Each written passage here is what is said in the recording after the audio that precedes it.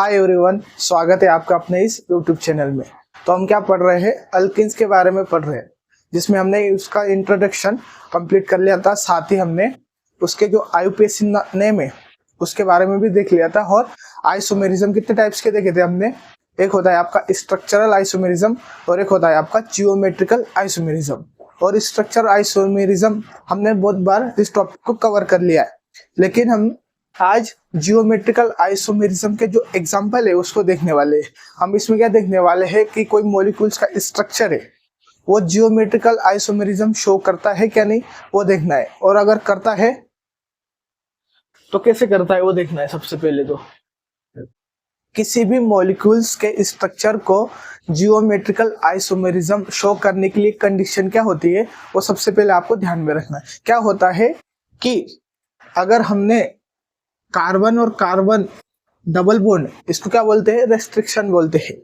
और geometrical isomerism हम कब निकाल सकते हैं, जब वह कंडीशन कैसी होनी चाहिए, रेस्ट्रिक्शन रोटेशन।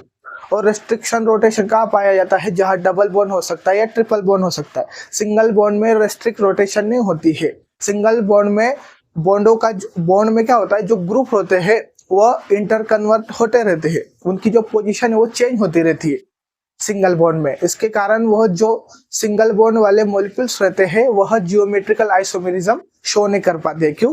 क्योंकि वह restriction of rotation is not available. ठीक है, लेकिन डबल बॉन्ड में क्या होता है, रेस्ट्रिक्शन रोटेशन है और वो घूम नहीं पाते हैं। जो सब्स्टिट्यूटेड ग्रुप रहते हैं वो अच्छे से रोटेट नहीं हो पाते। इसको क्या बोलते हैं, रेस्ट्रिक्शन रोटेशन। और इसमें कंडीशन क्या चाहिए हमेशा कि जो एक कार्बन है उसके साथ जो ग्रुप रहेंगे एक्स और वाई रहना चाहिए, और इधर भी एक्स या वाई होना चाहिए।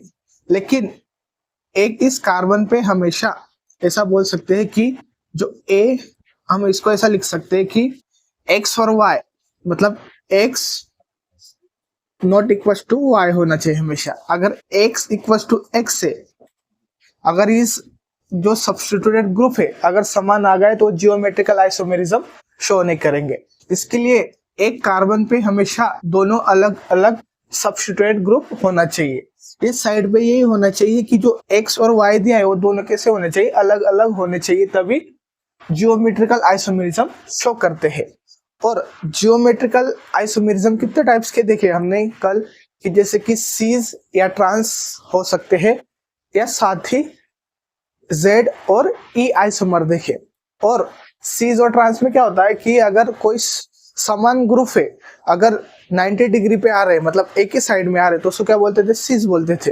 और अगर कोई समान ग्रुप अगर 180 डिग्री पे आ रहे तो उसको क्या बोलते थे, हम ट्रांस आइसोमेरिज्म बोलते थे। और E और Z आइसोमेरिज्म में हम क्या चेक करते थे कि प्रायोरिटी चेक करते थे। और प्रायोरिटी में क्या होता था, जिस मॉलिक्यूल्स का एटॉमिक नंबर या मास अधिक होगा उसको हम प्रायोरिटी 1 देते थे, उसके बाद उसको सेकंड देते थे। इस प्रकार उसको देखते थे हम। तो अभी क्या करते हैं, हम एग्जांपल सॉल्व करते हैं कि कौन से मॉलिक्यूल्स जियोमेट्रिकल आइसोमेरिज्म शो करने वाले हैं। ठीक है,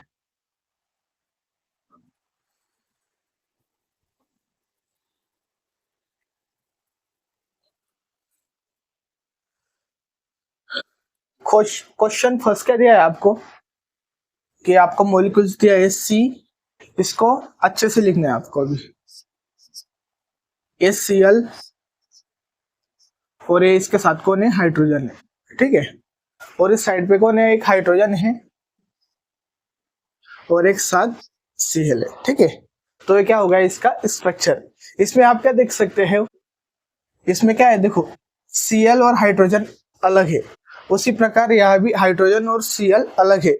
और हमको पता है कंडीशन क्या होना चाहिए जियोमेट्रिकल आइसोमेरिज्म के लिए, ये दोनों समान होने चाहिए। तो हम कह सकते हैं कि ये जो एग्जांपल है ये क्या शो करेगा, जियोमेट्रिकल आइसोमेरिज्म शो करेगा।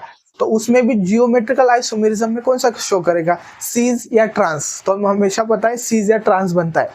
और अभी जो स्ट्रक्चर बनाया हमने, कैसे बनाया है, जो समान ग्रुप है जैसे H और H है, कैसे 180 डिग्री पे। और मैंने जब भी बोला है कि 180 डिग्री पे समान ग्रुप हो तो उसको क्या बोला जाता है, ट्रांस बोला जाता है। ठीक है, तो इसको क्या बोलोगे, ट्रांस बोलोगे। उसी प्रकार इसको कैसे लिख सकते हो? C double bond C। अब मैं क्या करूंगा कि जो समान ग्रुप है उसको एक ही प्लेन में लिख दूंगा।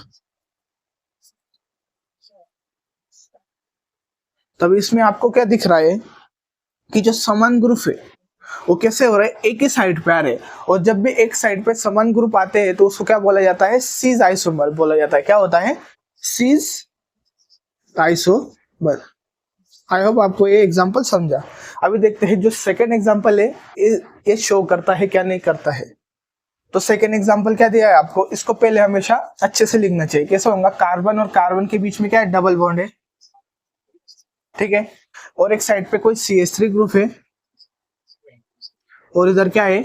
C2H5 ग्रुप है, ठीक है। इस साइड भी क्या है? कोई CH3 ग्रुप है और एक कोई C2H5 ग्रुप है। कंडीशन चेक करो फिर से। इस कार्बन पे दोनों अलग ग्रुप, ठीक है। इस कार्बन पे दोनों अलग ग्रुप, इसका मतलब क्या है? जो एग्जांपल है ये भी जियोमेट्रिकल आइसोमेरिज्म शो करने वाला है। तो कैसा करेगा?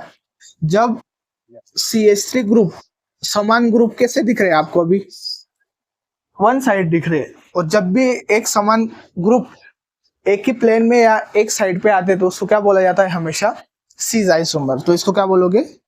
Seize isomer. और इसका स्ट्रक्चर कैसे बना सकते हैं? अभी इनको कैसे किया हमने? एक ही प्लेन में थे, अभी क्या करेंगे? उसको 180 डिग्री पे लाएंगे। तो जब भी सेम मॉलिक्यूल्स 180 डिग्री पे रहेंगे तो उसको क्या बोलते हैं? हमेशा ट्रांस बोला जाता है। तो इसको क्या बोलोगे आप? ट्रांस। क्यों? क्योंकि दोनों सेम मॉलिक्यूल्स 180 डिग्री पे प्रेजेंट होने के कारण इसको हम ट्रांस बोलते हैं। आई होप आपको समझ होगा। अभी देखते हैं आप जो थर्ड क्वेश्चन क्या दिया गया आपको, इसको मैं रफ कर देता हूं। नोट करना तो कर सकते हो आप। तो नेक्स्ट क्वेश्चन क्या दिया गया आपको? C डबल बॉन्ड और एक कोई CH3 ग्रुप जुड़ा हुआ है इस बार, ठीक है। और इधर क्या दिया हुआ है? हाइड्रोजन दिया है और साथ में C2H5। तो जियोमेट्रिकली कंडीशन चेक करो। एक कार्बन पे समान ग्रुप, यही से बोल देना कि ये जियोमेट्रिकल आइसोमेरिज्म नहीं शो करने वाला है, ठीक है। तो ये मॉलिक्यूल से ये जियोमेट्रिकल आइसोमर शो नहीं करेगा। क्यों नहीं करेगा? एक कार्बन पे समान ग्रुप होने के कारण यह जियोमेट्रिकल आइसोमेरिज्म शो नहीं करेगा। लेकिन मैंने क्या किया इसी में कि इस साइड का हाइड्रोजन, चलो मैं उसको अगले एग्जांपल में दिखा देता हूँ लगे को। अभी नेक्स्ट एग्जांपल क्या दिया है आपको? ए वाला क्या दिया है? C double bond hydrogen, hydrogen और इधर क्या है? Br और इस साइड क्या है? Br। तो आप ही बताओ, एक कार्बन पे अगर समान ग्रुप है, इस साइड में भी समान ग्रुप है, तो ये जियोमेट्रिकल आइसोमेरिज्म शो करेगा क्या? नहीं करेगा। क्यों नहीं करेगा? अभी क्योंकि ये दोनों हाइड्रोजन होने के कारण हमको पता ही नहीं चलेगा कि ये हाइड्रोजन कौन सा है, ये नहीं पता चलने वाला है। क्यों? क्योंकि हाइड्रोजन तो समान है। अगर इस हाइड्रोजन को जैसे ही रोटेट किया, सपोज किया, अगर यह इसकी जगह पे ले लेता है, पर अपने को पता कैसे चलेगा कि ये जो हाइड्रोजन पहला यह था यह इस पोजीशन पे आ गया? इसके लिए इस कंडीशन के कारण ये जियोमेट्रिकल आइसोमेरिज्म न शो कर पाते। आई होप आपको समझा होगा। अभी क्या करते हैं हम? नेक्स्ट एग्जांपल लेते हैं, ये वाला। तो इसको लिखो फिर, डबल बॉन्ड, इसके साथ हाइड्रोजन, इसके साथ CH3 और इस साइड पे क्या दिया है? कोई कार्बन है, कार्बन है, उसके साथ CH3 है और इसके साथ आयोडीन ग्रुप है। तो कंडीशन चेक करो इसके लिए। दोनों ग्रुप कैसे है? अलग अलग है। यहाँ भी दोनों ग्रुप कैसे है? अलग अलग है। तो इस सीज और ट्रांस आइसोमर शो करेंगे क्या? करेंगे। लेकिन सीज और ट्रांस कब चेक करते हैं? जब कि दोनों साइड पे अलग अलग ग्रुप हो लेकिन समान ग्रुप होने चाहिए। जैसे यहाँ हाइड्रोजन और यहाँ CH3 है, यहाँ CH3 है और यहाँ क्या आ गया? अब की बार I आ गया। और जब ऐसी कंडीशन आती, हम हमेशा कैसे निकालते हैं जियोमेट्रिकल आइसोमेरिज्म? E या Z निकालते थे। कैसे निकालते थे? E और Z निकालते थे, ठीक है। तो अपने पास इसका स्ट्रक्चर ऐसा है इसका। तो इसमें हमने क्या बोला है कि जब भी ई और जेड निकालना रहता है तब हमको प्रायोरिटी चेक करनी पड़ती है ग्रुप की। क्या चेक करनी पड़ती है? प्रायोरिटी। और प्रायोरिटी कैसे चेक करते हैं? जिसका मॉलिक्यूलर मास अधिक होगा या उसका एटॉमिक नंबर ज्यादा होगा उसको प्रायोरिटी 1 देते हैं। तो आप बताइए इन दोनों में मॉलिक्यूलर मास किसका ज्यादा है, CH3 या हाइड्रोजन? तो CH3 का सबसे ज्यादा होता है और इसको देंगे 2 नंबर। ठीक है, और इसमें एक साइड CH3 है और एक साइड आयोडीन है, तो आयोडीन का एटॉमिक नंबर या मास अधिक होता है किससे? CH3 से, इसके लिए आयोडीन को 1 नंबर देंगे, उसी प्रकार CH3 को 2 नंबर। तो अभी चेक क्या करना रहता है आपको? जो समान ग्रुप है, जो मोर प्रायोरिटी वाले ग्रुप है वो किस साइड पे प्रेजेंट है, वो 90 डिग्री पे प्रेजेंट है या 180 डिग्री पे प्रेजेंट है, उसको चेक करना पड़ता है। अगर पहली कंडीशन वाले अगर 90 डिग्री मतलब एक समान साइड पे अगर प्रेजेंट रहेंगे, जैसे कि CH3 की प्रायोरिटी ज्यादा है और इस साइड पे आयोडीन की प्रायोरिटी ज्यादा है और ये दोनों कैसे सीस के समान दिख रहे हैं, तो इसको क्या बोला जाता है?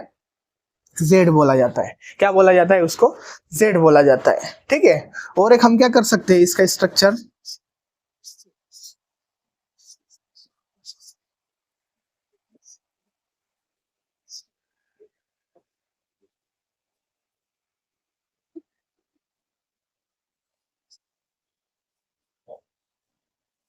अब इसमें प्रायोरिटी कैसे दोगे फिर? इसको 1 नंबर, इसको 2 नंबर, इसको 1 नंबर, इसको 2 नंबर। अभी देखो इसमें क्या हो रहा है कि जो मोर प्रायोरिटी ग्रुप वाले है कैसे 180 डिग्री पे प्रेजेंट है, और जब भी 180 डिग्री पे होते हैं मोर प्रायोरिटी वाले ग्रुप तो उसको क्या बोला जाता है? ई आइसोमर। ठीक है, और इसको Z आइसोमर। ठीक है, इसको बोलोगे Z आइसोमर और इसको ई आइसोमर। आई होप आपको समझा। अभी नेक्स्ट एग्जांपल लेते हैं।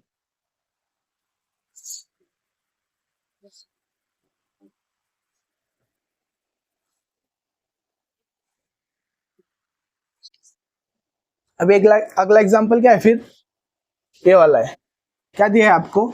C double bond C, hydrogen के साथ क्या प्रेजेंट है? पीएच प्रेजेंट है। इसको मैं ऐसा लिख देता हूँ अभी तक तो पीएच। ठीक है, और इस साइड पे क्या है? हाइड्रोजन है और एक पीएच है। और पीएच किसको बोलते हैं? यहाँ फिनाइल ग्रुप को बोला जाता है, मतलब C6H5। तो पीएच का मतलब क्या है? फिनाइल ग्रुप C6H5, उसको मैंने पीएच लिख दिया। ठीक है, तो अभी क्या होगा इसमें? समान ग्रुप किस साइड पे है? एक ही साइड पे, तो इसको क्या बोलोगे? सीस। ठीक है, तो इसका ट्रांस कैसे बनेंगे? सिर्फ इसके जो पोजीशन है एक कार्बन के, हाइड्रोजन और पीएच की पोजीशन चेंज करनी है। तो कैसे करोगे? C डबल बॉन्ड C, इधर हाइड्रोजन है तो इसको मैं पीएच लिख देता हूँ, इसको हाइड्रोजन कर देंगे और इसको हाइड्रोजन और इसको पीएच। अब इसमें देखो जो समान ग्रुप है कैसे 180 डिग्री पे, और जब भी ऐसे 180 डिग्री पे आए उसको क्या बोलते थे? ट्रांस। ठीक है, अभी नेक्स्ट एग्जांपल क्या है इसको लेते हैं। C double bond C, iodine Br, और क्या लेना है? एक हाइड्रोजन और एक CH3। अभी इसमें देखो CH3 हाइड्रोजन अलग है, या अभी देखो Br और आयोडीन अलग है, मतलब यह भी जियोमेट्रिकल आइसोमेरिज्म शो करेगा। लेकिन कैसा करेगा? सीज या ट्रांस करेगा? नहीं, क्या करेगा? ये E और Z आइसोमेरिज्म शो करने वाला है। तो कैसा करेगा? सबसे पहले प्रायोरिटी दे दो, इसको प्रायोरिटी ज्यादा मिलेगी, इसको 2 नंबर पे। और इन दोनों में एटॉमिक नंबर किसका ज्यादा होता है? आयोडीन का ज्यादा होता है, तो इसको प्रायोरिटी कैसे दोगे? 1 दोगे। उसी तरह जो ब्रोमीन है उसको 2 देना है। ठीक है, और जो मोस्ट प्रायोरिटी वाले ग्रुप है वो कैसे 180 डिग्री पे मौजूद है, और जब भी ऐसा होता है तो उसको क्या बोलते हैं हम? ई आइसोमर। क्या बोलोगे? ई आइसोमर। और इसी को अगर Z आइसोमर बनाना है तो क्या करोगे? सिर्फ इनकी जो पोजीशन है आयोडीन और ब्रोमीन की चेंज करनी है।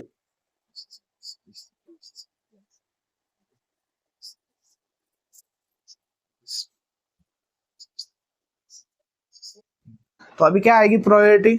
इसको 1, इसको 2 नंबर देना है, उसी प्रकार इसको 1 नंबर देना है और इसको 2 नंबर देना है।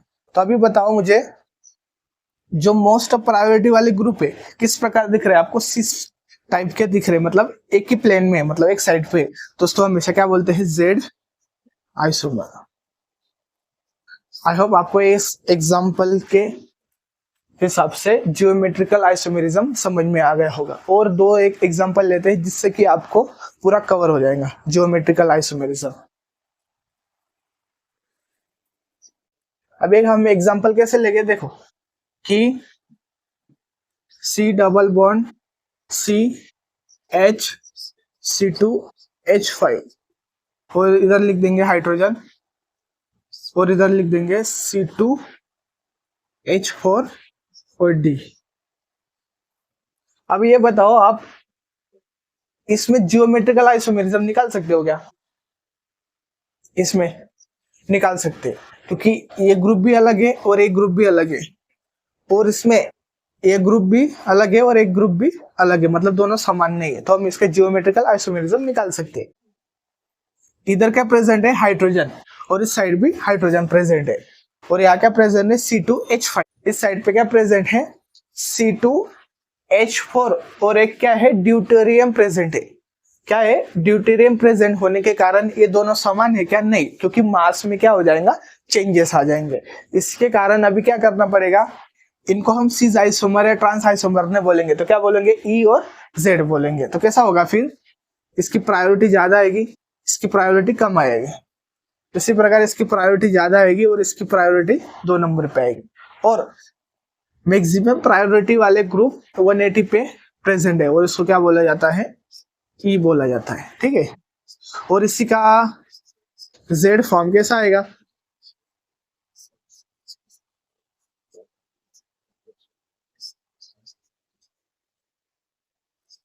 ठीक है, इसको 1 नंबर, इसको 2, इसको प्रायोरिटी ज्यादा मिलेगी, इसको 2, और जिसकी प्रायोरिटी अधिक है वो दोनों एक ही साइड पे, तो इसको क्या बोला जाता है, Z। आई होप आपको ये एग्जांपल समझ में आया होगा। और एग्जांपल लेते हैं हम, अभी क्या करेंगे, कार्बन डबल बॉन्ड कार्बन।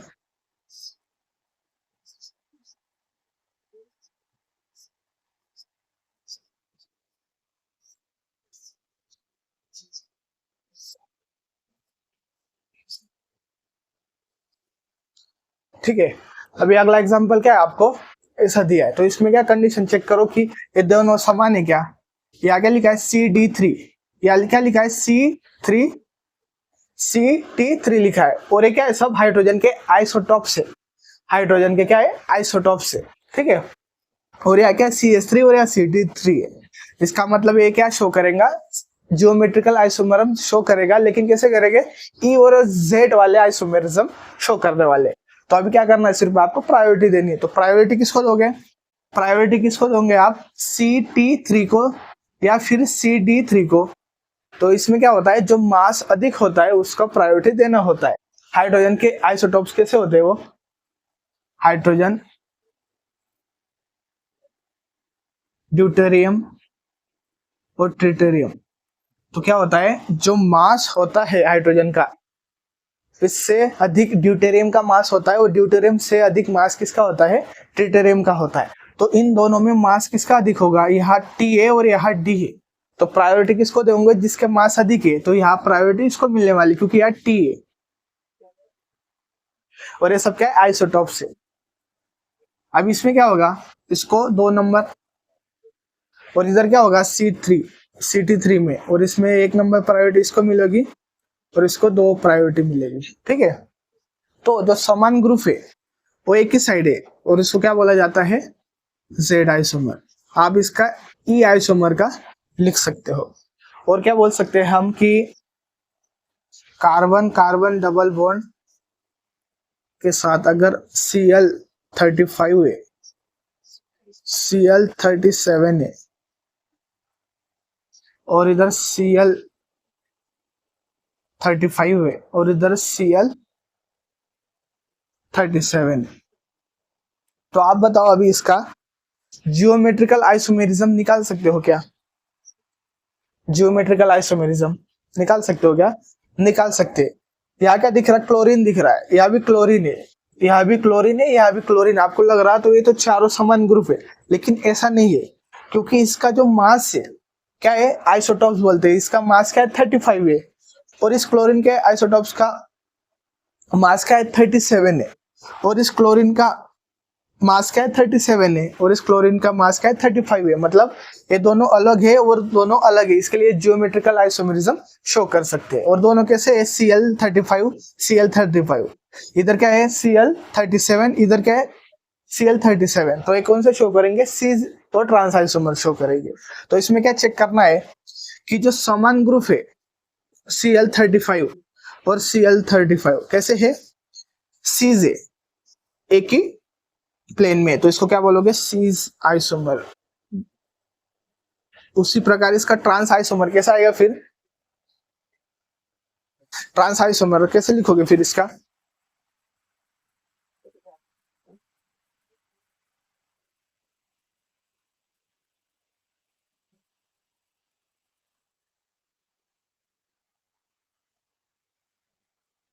अब इसमें क्या हो रहा है, जो समान ग्रुप है कैसे दिख रहे हैं आपको 180 पे, तो इसको क्या बोलोगे, ट्रांस।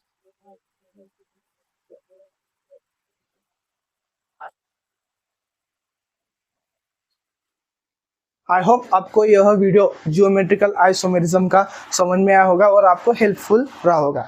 अगर आपको यह वीडियो हेल्पफुल होता है तो अपने इस चैनल को सब्सक्राइब जरूर कीजिए और साथ में लाइक कीजिए। और आपको किस टॉपिक के ऊपर एक वीडियो चाहिए उसको आप डिस्क्रिप्शन में बता सकते हैं, कि जिससे हमको भी मोटिवेशन मिलेगा अगले लेक्चर को बनाने के लिए। आई होप आपको ये वीडियो अच्छा लगा।